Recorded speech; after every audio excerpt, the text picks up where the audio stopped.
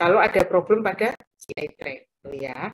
Tapi nanti ya nggak asal terus adik mikir wes kayak broad spectrum aja ya nggak boleh. Adik-adik harus mempertimbangkan flora normal yang ada di sana, mempertimbangkan juga hal-hal yang lain sesuai dengan hasil pemeriksaan di langkah-langkah diagnostik standar yang sudah dilakukan.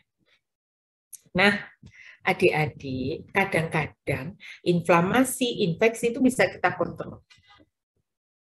Kita ngomong bisa dikontrol itu dari apa? Ya kalau kita kasih antibiotik dia membaik. Tapi ada fase, ada kasus yang walaupun kita kasih antibiotika yang bagus, respon terapinya tidak baik, adik-adik. Misalnya, antibiotik sudah diberikan 1 minggu, nggak membaik juga. Kita evaluasi misalnya dengan kultur, uji sensitivity, oh ternyata yang bagus tuh antibiotikanya ini yang cocok, ya dia peka gitu. Kita ganti di minggu kedua, tapi nggak sembuh juga. Adik-adik sudah begitu harus kepikiran ya, inflamasinya memanjang, respon terapi terhadap antibiotika tidak mempan, pasti ada keganasan adik-adik, mungkin berhubungan dengan tumor dan kanker yang letaknya di GI tract. Paham ya? Nah, kalau sudah ketemu yang begitu, berarti kan kalau ada tumor, ada ini, berarti inflamasinya berlebihan. Iya, boleh diberikan antiinflamasi adik-adik. Ya, tapi kalau misalnya ada keganasan gitu ya, adik-adik udah periksa, oh ada keganasan nih, ada marker ini ada tinggi. Adik-adik boleh memberikan imunosupresan dan bahkan memberikan sitostatika. Jadi obat-obat yang membunuh sel. Nah, sitostatika ini efeknya luar biasa, mual, muntah, nggak memakan gitu ya adik-adik. Dan sel yang dituju tidak hanya sel kanker, tapi juga sel yang sehat. Sama, mirip dengan kemoterapi. Tapi sedikit berbeda dengan radiasi. Kalau adik-adik ingin tahu nanti saya jelaskan. Sementara ditelan dulu ini ya adik-adik ya.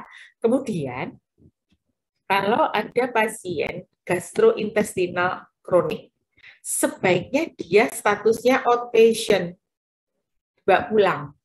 Kecuali kalau hewan itu tidak mau makan, tidak mau minum, kan harus intensif adik-adik. Infus kan nggak mungkin dibawa pulang. Ya, boleh kalau mau dirubah statusnya menjadi inpatient, boleh. Tapi kalau misalnya masih mau makan, minum obat dan lain sebagainya, ya outpatient saja. Gitu. Nah, yang ketiga, yang keempat, tantangannya itu ini adik-adik. Tidak semua bisa didiagnosa pada saat pertama kali datang ke adik-adik. Kadang nggak nemu kita diagnosanya apa. Jadi diagnosanya simptomatik, terapinya simptomatik. Bukan diagnosa kausatif atau terapi yang kausatif. Karena penyakit itu kan ada prosesnya. Nah, adik-adik ada di titik mana itu kadang-kadang kita nggak tahu, nggak nemu. Kalau nggak nemu gimana, Prof? Ya nggak apa-apa. Gitu. Terkait dengan keganasan ya adik-adik pada anjing, itu kalau sudah respon terhadap treatmentnya itu tidak bagus, adik-adik harus berpikir tentang limfoma.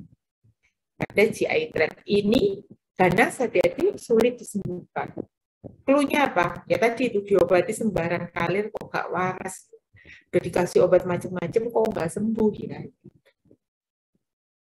Ya. Nah, sekarang kita coba lihat ya, ini memang ada antiparasitik bla bla bla bla, kita ke sini dulu ya, ke dietary management ya. Tadi kan treatmentnya ada antiparasit, dietary, antimikrobial, dan imunosupresan. Kita coba lihat satu-satu adik-adik. Tentang dietary management. Kalau chronic gastrointestinal disease itu adik-adik ada tiga dietary management yang adik-adik mesti perhatikan. Yang pertama itu ini, highly digestible diet ya adik-adik ya. Yang kedua, melakukan exclusion. Exclusion itu adik-adik misalnya bertanya, sebelum dia sakit kayak gini nih dikasih makan apa? Mungkin yang punya, rawon, nasi pecel gitu misalnya, itu mesti di-exclude adik-adik. Yang belum sarapan kayak saya pasti lapar deh. Ya. Oke, nggak apa-apa. Nanti setelah ini kita makan pagi bersama-sama di tempat masing-masing. Oke, Ya, ini ada 3 ya adik-adik ya, high digestible diet, exclusion diet, and high fiber diet. Kalau yang digestible, oke. Logikanya gini loh, nek wetengmu lagi nggak enak, GI-nya lagi nggak enak, pasti adik-adik akan mencari makanan yang mudah di digest. Ya nggak? Supaya kerja GI tract-nya nggak terlalu berat. Satu. Kalau exclusion itu untuk apa? Jangan-jangan makanan yang diberikan 1-2 hari terakhir itu penyebab dia mengalami gangguan GI tract. Maka itu harus dihentikan, di-exclude. Paham ya adik-adik ya?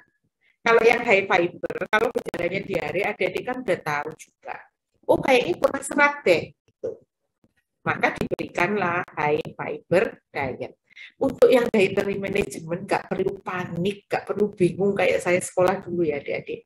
Sekarang produsen banyak, adik-adik tinggal pilih aja sesuai dengan butuh yang mana. Sakit jantung, diet soal jantung ada. Obesitas, diet untuk obes ada. Sakit liver, diet untuk liver ada. Sakit ginjal, diet untuk ginjal ada. Yang penting balik ke sini ya adik-adik. Apa diagnosanya? Gitu. Ini sudah disediakan banyak sekali produk adik-adik yang adik-adik bisa pilih. Bahkan kalau adik-adik nanti buka praktek, kemudian punya pet shop, ini makanan-makanan yang tadi saya sampaikan itu disebut dengan prescription diet. Diet yang diresepkan. Berarti nggak dijual bebas, Prof. Harus ada resepnya dokter hewan, baru boleh beli. Dan ini gampang adik-adik. Kalau adik-adik nanti punya klinik, oh sakit ginjal, dodolan di sebelahnya pet shop gitu, dikasihlah diet yang untuk ginjal. Nanti kalau produk itu dijual sangat banyak oleh adik-adik, adik-adik bisa dibawa ke luar negeri. Ke pabriknya, diajak jalan-jalan, atau diikutkan kursus terkait update keilmuan. Banyak yang bisa dilakukan. Jadi untuk yang ini adik-adik tidak perlu khawatir ya. Gampang sekarang, tidak zaman saya dulu. Bahkan kalau adik-adik ke Thailand itu ada satu bagian departemen tentang pet nutrition. Jadi kalau ada itu mereka ngeracik sendiri adik-adik, membuatkan racikan diet. Kayak kalau di rumah sakit orang di sini kayak di gizinya gitu. Itu bisa gitu ya. Tapi untuk adik-adik mungkin jangan yang angel-angel dulu lah. Ini udah tahu nih banyak produk. Ada ini high digestible diet, kemudian substratnya itu yang mudah digest. Jadi yang misalnya protein itu panjang ya, jadi diambil proteinnya yang rantainya pendek supaya mudah didigest. Itu ada. Nanti protein juga blood molekulnya rendah. Sekarang untuk nutrisi pet nutrition ini udah perkembangannya luar biasa, Dek. Bahkan kibel, tahu ya kibel ya? Bentuk pernah lihat nggak bentuk cat food, dog food bentuknya macam-macam. Ya, itu disesuaikan dengan panjang rangka, gigi gerigi dan lain sebagainya. Dan cara setiap breed itu untuk makan itu diperhatikan loh adik-adik ya. Jadi nanti barangkali ada yang mau kerja ke situ, paling nggak gumun gitu, ya. Proteinnya ini juga harus yang highly digestible gitu. Jadi kalau untuk fat, untuk lemak, karena gangguan GI tract itu metabolisme lemak itu sangat kompleks, sebaiknya direstriksi ya adik-adik, dikurangi. Jadi nanti lihat sambil belajar komposisi yang ada di pakan-pakan itu adik-adik belajar deh. Kalau yang suka pakan ternak atau pet nutrition menyenangkan, tapi kalau saya nggak begitu suka, adik-adik tidak tahu kenapa ya. Kemudian ini untuk exclusion adik-adik, ya itu tadi. Ada yang homemade, ada yang komersial. Kalau dia sedang makan yang komersial, ternyata dia ada gangguan GI tract dan sifatnya kronik, itu yang di-exclude, diganti dengan yang homemade. Kalau sebelumnya pakai homemade terus ada problem, ya homemade-nya berhenti gitu loh. Ya. Jadi yang paling dekat dengan kejadian penyakit yang dialami itu yang di-exclude. Nah, ini untuk exclusion, ini ya adik-adik ya. Untuk exclude makanan itu, tidak hanya menghentikan saja. Misalnya habis homemade, terus habis itu, wes tak hentikan aja gitu. Enggak juga. Ada beberapa hal yang adik-adik perlu perhatikan. Yang pertama, harus menggunakan single source protein. Maksudnya, kalau pakai daging kambing, ya kambing saja. Pakai daging ayam, ya ayam saja. gitu. Mau pakai yang ikan saja, jangan dicampur adik-adik ya proteinnya. Karena kadang-kadang protein ini yang menyebabkan reaksi alergi, menyebabkan gangguan GI tract atau yang biasa disebut dengan food intoleran dan lain sebagainya. Nah itu yang mau dihindari. Jadi kita tahu nanti, oh ternyata dia tidak bisa daging ini, oh tidak bisa daging itu. Yang pertama protein ya, single source. Yang kedua gluten. Sama, karena dianggap gluten itu juga penyebab alergi. Jadi kayak kamu beli kue-kue kalau mau sehat itu yang gluten free itu loh adik-adik. Ya, nih, ya Allah sampai segitunya. Ya, terus ini adik-adik untuk prepare atau homemade diet itu dengan yang komersial diet, ini dokter hewannya juga masih tukaran gitu. Kamu nggak usah ikut-ikut, wes ya pokoknya ngerti, nanti repot ini. Ada yang bilang lebih baik, ada yang enggak. Nah, kemudian untuk protein yang tadi saya bilang, yang dia mudah dihidrolisis, kemudian dia high digestible, itu sebenarnya adalah protein-protein yang low molecular weight protein. Biasanya berasal dari chicken atau dari kedelai, bukan keledai, yo. Nih. Dan itu kalau adik-adik saya ngomong low molecular atau low molecular protein gitu, jangan dianggap misalnya ini ada sapi, ada dagingnya dicincang terus jadi kecil-kecil, enggak ya adik-adik ya. Jadi berat molekul protein yang berasal dari hewan itu kan beda-beda. Nah biasanya kalau untuk yang low molecular weight, yang berat molekulnya rendah, itu biasanya chicken dan soy. Tuh. Terus kalau kita mau exclude diet itu berapa lama ya? 3-4 minggu adik-adik. Konsisten gitu. Sampai 3 minggu, 4 minggu. Nah nanti di minggu keempat adik-adik bisa, oh kemarin tuh mencret-mencret, sekarang udah mulai membaik deh setelah 1 bulan. Dietnya diganti gitu. Nanti kalau dia mengalami resolusi, maksudnya membaik, adik-adik gejalanya, adik-adik punya tugas untuk mengulang lagi ya adik-adik. Coba ya dipapar lagi dengan pakan yang adik-adik duga menyebabkan gangguan GI tract. Ya ampun kan emang Prof udah membaik, masa dicoba lagi untuk memastikan apakah ketika dikembalikan ke diet yang semula dia akan mengalami gejala yang sama lagi. Kalau iya berarti memang confirm makanan itu yang harus dihindari. Paham ya adik-adik ya? Baik.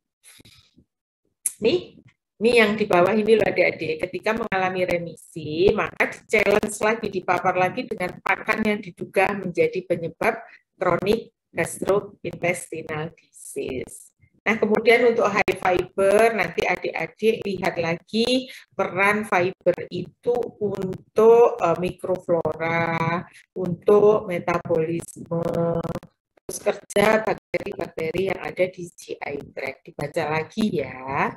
Sekarang saya mau ke medication. Adik-adik kalau baca buku itu antara medication dengan treatment itu beda ya. Kan selama ini kalau adik-adik treatmentnya apa gitu kan mesti pikirannya obat ya. Enggak loh adik-adik ya. Kalau baca buku 5 minute atau apa itu beda. Jadi kalau treatment itu hal-hal yang justru di luar drug, di luar obat gitu. Misalnya saran kayak tadi tuh diet tadi itu masuk medication ya adik-adik. Masuk treatment ya adik-adik ya. Misalnya adik-adik menyarankan untuk ganti pakan, itu treatment. Tapi kalau medication itu masuk ke obat-obatannya. Tadi sudah saya sampaikan bahwa obatnya itu ada antiparasit, ada antibakteri, ada juga antiinflamasi, ya adik-adik ya. Sekarang kita ke antiparasit dulu. Nah, kalau ada gangguan pada GI tract, maka antiparasitik yang kita gunakan itu biasanya fenbendazole dan metronidazole. Ini obat untuk biar dia bisa, obat cacing bisa. Bahkan fenbendazole ini obat cacing untuk yang cestoda, trematoda, dan nematoda juga bisa. Kalau misalnya saya tidak mau pakai dua ini gitu, gimana gitu? Ya boleh adik-adik pakai aja, misalnya ada Drontal boleh adik-adik dipakai. Dan seterusnya yang penting adik-adik tahu betul bahwa kira-kira penyebabnya apa ya. Gitu. Kebanyakan tuh kenapa giardia ya? Karena giardia itu ada di air adik-adik. Dan tidak semua anjing tuh minum air galon loh ya. Kadang-kadang dari keran langsung tahu sendiri kualitas air PDAM di kita itu untuk masak kita aja nggak layak kita adik-adik, apalagi untuk banyak giardia. Nah, obat-obatan ini adik-adik perhatikan ya, ada yang dosisnya itu 1, begini, tidak ada range-nya. Tidak apa-apa. Kalau adik-adik mau yang ada range-nya jauh lebih bagus, tapi harus lengkap ya. 50 mg per kilo setiap 24 jam diberikan per oral selama 3 sampai dengan 5 hari dengan makanan. Gini loh. Kalau ditanya dosis jawabnya gini ya adik-adik.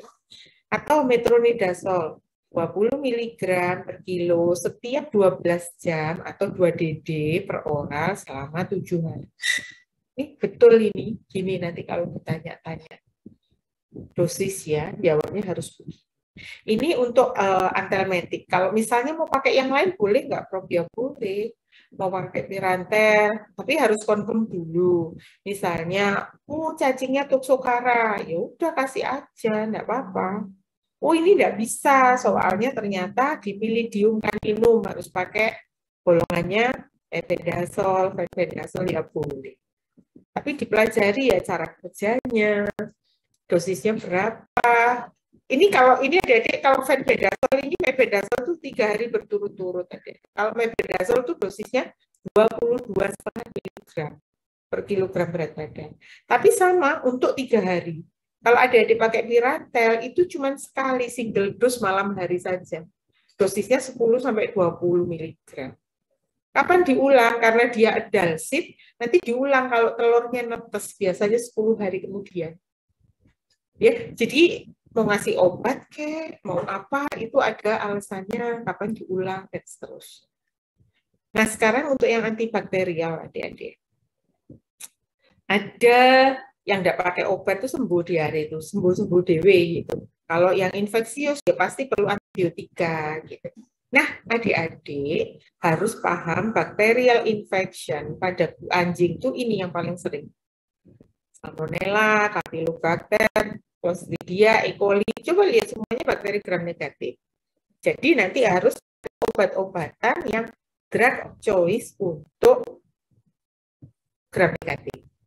Apa saja itu? Ya, bisa pakai erythromycin, metronidazol, oxytetracycline, tilosin, ini boleh dipakai. Dosisnya berapa ya? Adik-adik nulis aja sendiri kayak gini, tilosin 10 sampai 15 per kilo, 2 DD per oral. Gini di fed drug ada. Saya mau tanya, adik-adik punya fed drug enggak bukunya? Punya Plum? Halo? Enggak punya? Ya nanti dikasih ya. Tapi adik-adik juga boleh, jangan nunggu saya terus. Adik-adik boleh berinisiatif punya buku A, Prof. Gitu ya dikasih. Soalnya nek ngenteni aku ya akeh lali nih. Kalau adik-adik perlu apa-apa bilang. Paham nggih? Nih, oke. Nah sekarang adik-adik kalau udah dikasih antibakterial ternyata nggak respon. Kan di kepala harus ada, keradangannya berkepanjangan. Nek radang berkepanjangan itu biasanya berhubungan dengan kanker dan lain sebagainya. Adik-adik, kalau sudah diobati, tidak progres, tidak membaik, adik-adik harus mulai kepikiran memberikan steroid sebagai antiinflamasi dan sebagai imunosupresan. Kan kalau radang itu, radang berkepanjangan, kayak kanker dan lain sebagainya, itu kan inflamasi sebenarnya adik-adik. Dan dia juga mensupres sistem imun. Jadi dikasih satu jenis obat, yaitu steroid yang berfungsi sebagai antiinflamasi dan imunosupresan. Perlu ini. Syaratnya apa? Ya pokok sakitnya diarenya tadi bukan karena virus. Kalau karena virus, adik-adik kasih imunosupresan, ya bablas, matinya jauh lebih cepat. Gitu. Mungkin kalau parvo gitu ya, diare. Kemudian adik-adik ya memang prognosanya, kalau ditanya prognosanya apa, infausta gitu ya, infausta. Tapi kalau adik-adik memberikan steroid, adik-adik bertanggung jawab nanti di akhirat ditanyain itu. Dulu pernah ya pegang parvo ya, dikasih obat apa, hayo gitu, kasih steroid ya. Adik-adik yang mempercepat anjingnya menghadap Tuhan. Dan itu dipertanggungjawabkan loh, rek yo, cok lali yo, rek yo, serem. Tuh. Nah, ini steroid yang dipakai itu, aku tak tanya ke adik-adik. Kalau golongannya steroid itu kalau saya gitu ya tanya, steroid itu kan ada yang short, medium, dan long acting. Adik-adik tahu yang short itu siapa, yang medium siapa, yang long acting siapa? Yuk dijawab yuk, supaya tidak saya terus yang ngomong yuk. Salah ya apa-apa. Belum tahu, Prof. Yakin aja, farmasinya wis lulus. Katanya farmasinya udah lulus. Bener ya? Adik-adik masih ingat nggak ya? Coba semuanya sekarang konsentrasi. Saya bertanya, adik-adik menjawab cukup menggeleng atau mengangguk saja. Adik-adik, kalau adik-adik belajar steroid, itu kan antiinflamasi ya. Ada antiinflamasi juga yang golongannya non-steroid. Adik-adik tahu bedanya? Jawabannya mengangguk atau menggeleng. Nggak boleh malu kalau nggak ngerti. Makanya belajar. Sina nggak tahu. Yang lain tahu bedanya antara steroid dan non-steroid. Baik. Kalau saya bertanya, misalnya steroid itu ada mineralokortikoid dan glukokortikoid. Pernah dengar? Pernah. Yang poten sebagai antiinflamasi yang mana? Mineralo atau yang gluko? Apa? Yang mana? Glukokortikoid. Baik. Sekarang kalau untuk actionnya, steroid itu ada yang short, medium, dan long acting. Adik-adik tahu? Ditanya lagi, nggak tahu. Yang lain selain yang ini ada yang tahu? Nggak. Kebanyakan nggak tahu ya. Kayaknya Jiayi dulu pernah ditanya sama Prof. Sri Agus ya, about corticosteroid ya, Jiayi. Did you remember?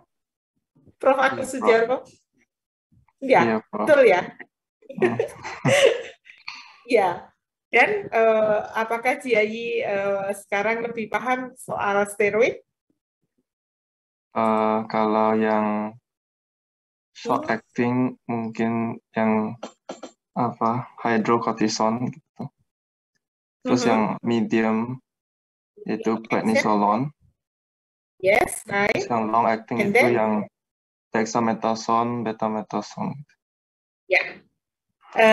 Terus kalau untuk komposisi, Li, komposisi kalau untuk yang short action, like hydrocortisone or cortisol, mana yang lebih dominan? Mineralocorticoid or glucocorticoid?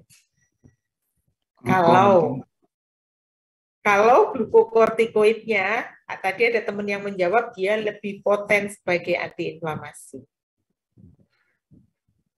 Yang mana yang dominan? Kan ada dua. Oke, berarti masih agak bingung. Jadi ada dua ya, mineralo dan glukokortikoid. Tadi yang dijawab teman itu betul. Kalau glukonya itu dominan, dia lebih poten sebagai antiinflamatori atau antiinflamasi. Nah sekarang, kalau short action, ya berarti dia kan tidak lebih sedikit poten ya adik-adik ya. Karena actionnya sebagai antiinflamasi kan pendek.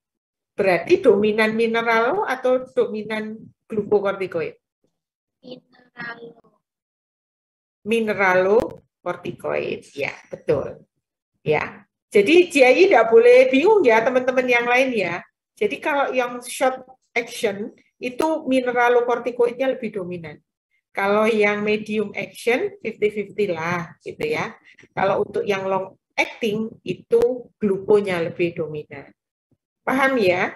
Oleh karena itu, adik-adik, supaya kita bisa mendapatkan antiinflamasi dan imunosupresan yang dipakai adalah prednisolon. Jiayi say that prednisolon categorized as apa? Medium action. Intermediate. Ya. Jadi kita ambil antiinflamasinya tidak terlalu kuat, imunosupresannya juga tidak terlalu kuat. Paham ya adik-adik ya ini ya? Semoga sedikit mengingatkan. Kalau yang antiinflamatori, yang steroid dan non steroid nanti kerjanya di mana adik-adik lihat deh. Nanti kalau ada waktu saya jelaskan juga. Kalau misalnya pemberian steroid ini tidak mempan, responnya tidak bagus, adik-adik boleh pikirkan untuk menggunakan azathioprin, siklosporin, and sulfasalazin sebagai obat-obatan yang jauh lebih poten dibandingkan steroid dan memiliki efek sitostatik and sitotoksik. Artinya kalau sitotoksik dia membunuh sel-sel kanker misalnya.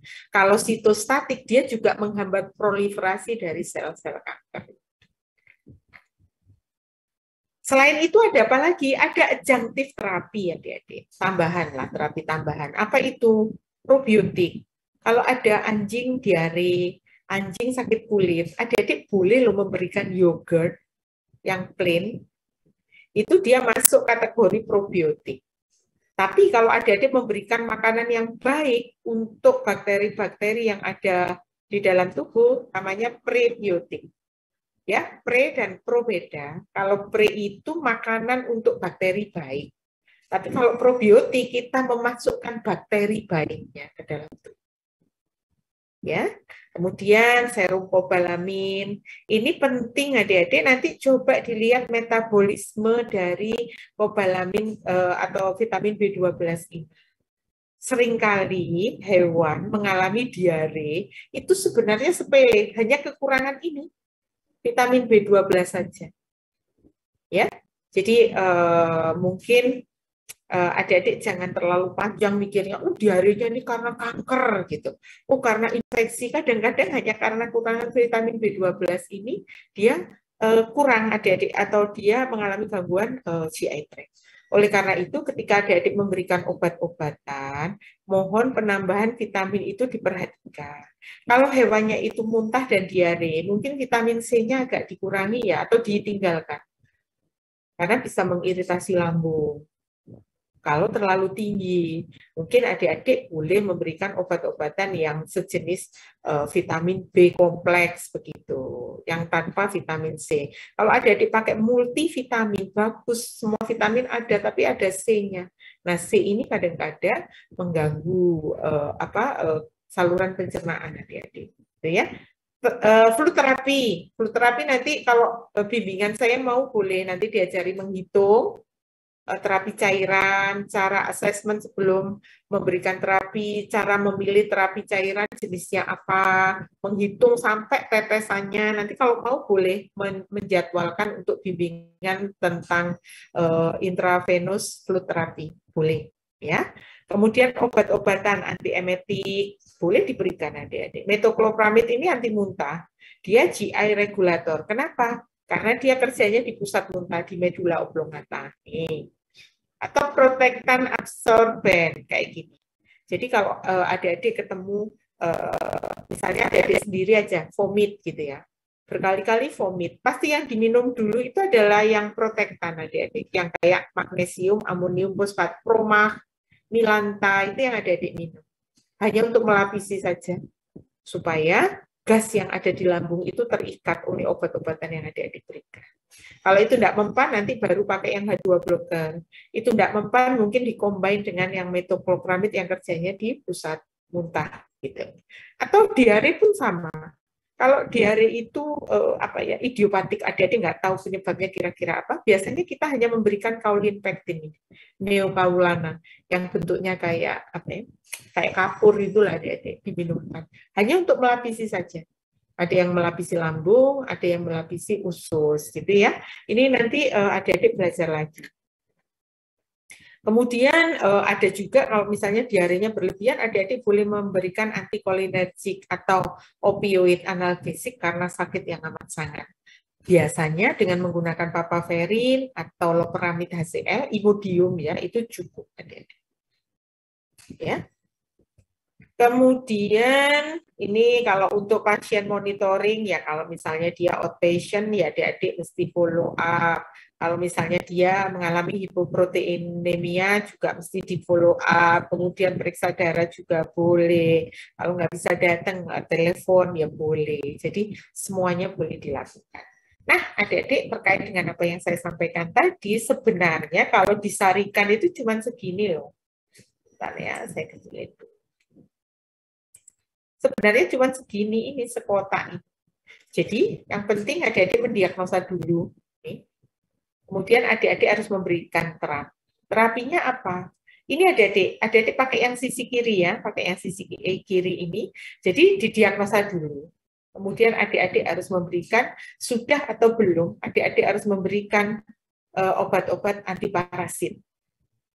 Kenapa disebut trial? Ya karena kita tidak tahu ada apa saja di dalam GI tract-nya dia yang menjadikan masalah. Kemudian adik-adik boleh mulai melakukan dietary modification. Yang mana terserah, mau pakai prescription diet boleh, mau exclusion boleh, mau bikin homemade boleh, sesuai dengan kepentingannya adik-adik. Senyampang dengan itu, adik-adik boleh memberikan terapi antibakterial. Adik-adik lihat ya, apakah dengan penanganan ini semuanya membaik. Jika tidak, adik-adik harus melakukan verifikasi ulang terhadap diagnosanya. Berarti kalau yang begini gimana, Prof? Ya mulai anamnesa lagi adik-adik dari depan. Pemeriksaan fisik, pemeriksaan penunjang, kemudian melakukan differential diagnosis lagi, kenapa dikasih antibiotika, dietary modification, kok nggak mempan. Adik-adik sudah harus mulai berpikir kalau sudah ada di sini terkait dengan keganasan. Ya, kemudian nanti setelah di-verify diagnosisnya, adik-adik boleh merencanakan pemberian steroid dan imunosupresif. Nah, ini kan langkah-langkahnya. Selama melakukan pemeriksaan atau pengobatan ini, adik-adik boleh memberikan adjunctive terapi sepanjang proses ini. Kayak probiotik, prebiotik tadi boleh diberikan. Nah, yang di bawah ini adalah pilihan drug of choice untuk chronic gastrointestinal disease pada anjing. Kalau antiparasitiknya pakai ini, antibakterialnya pakai ini, steroidnya pakai ini, kira-kira begitu. Baik.